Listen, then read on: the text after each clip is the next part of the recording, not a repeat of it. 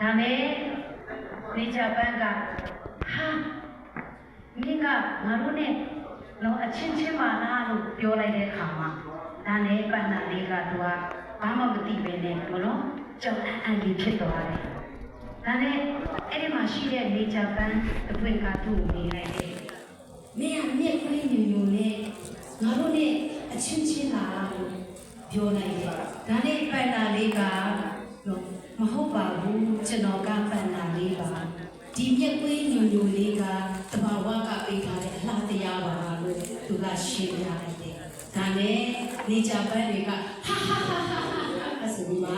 သူတို့ပြုံးကြည့်ကြတယ်တဲ့။ဒါနဲ့သူတို့တွေကနေကြပန်းလေးနဲ့ပန်းနာလေးကအကောင်းဆုံးတငယ်ချင်းတွေဖြစ်သွားကြတယ်။သင်ခန်းစာလေးပေးချင်တာကတော့နေကြပန်းမှာပဲဖြစ်ပန်းနာလေးမှာပဲဖြစ်တဘာဝကပေးထားတဲ့အလှတရားတွေရှိတယ်ကိုစီရှိတယ်ဆိုတဲ့အရာတွေကိုသူ့ရဲ့အလှတရားကိုယ့်ရဲ့အလှတရားကိုတန်ဖိုးထားတဲ့ဖို့ရတဲ့သင်ခန်းစာလေးဖြစ်ပါတယ်ကျေးဇူးတင်ပါတယ်ရှင်